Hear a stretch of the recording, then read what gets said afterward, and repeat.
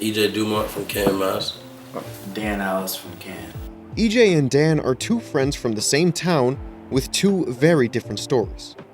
I was basically like raised in Canton, like born and raised in Canton. So like my whole life. This is my old strip, you know what I'm saying? Wall Street. That's my crib right there, 11 Wall Street. I was raised, became the man that I am.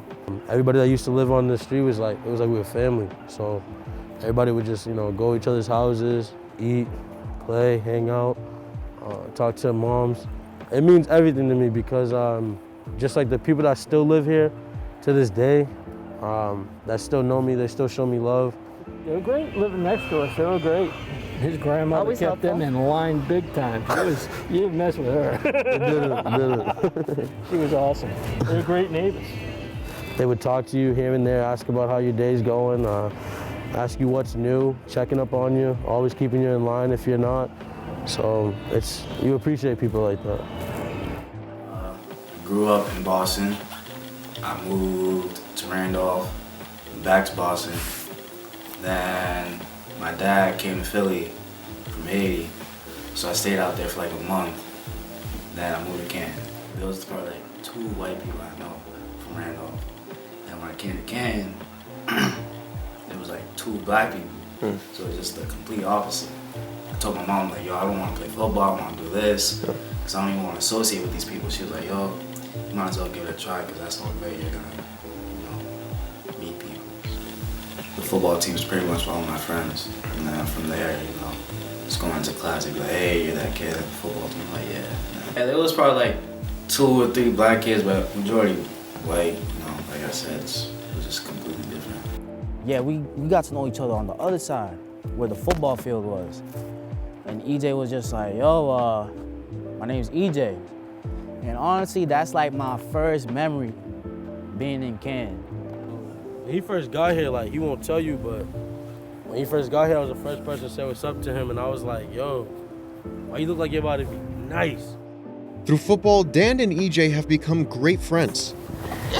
I literally remember looking at your Bro, head. you hit my legs right here, you're going down. I'm not. Bro. And I'm getting over you. You know how dumb you sound? You know how serious this is?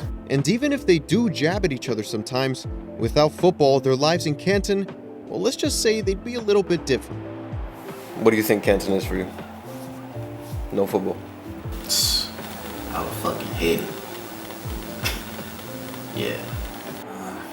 It's just people are a lot different than me. I mean, obviously, like I said, I have a bunch of friends that are that I can obviously relate to, but majority of the people that are there, I don't have a lot to relate to.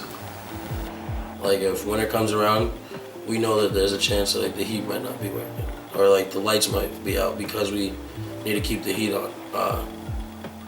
It was just like, it's different, like it's not their norm. So they would kind of look at it like just very different, unbelievable in a sense. I mean, there are certain times when talking to one of my white friends, they'll like ask me about this, that, and the third, and I have to explain to them because our lives are so different. And like, I don't get how, because we're like 5 minutes from Mattapan, so I don't understand how people are like in this damn bubble. So it's like they don't even go down the street, you feel me? Like, they like, there's a world out there.